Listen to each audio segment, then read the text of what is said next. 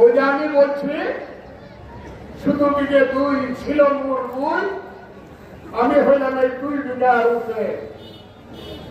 যারা যারা চক্রান্ত করো, দুর্নীতি দুষ্টামি করো,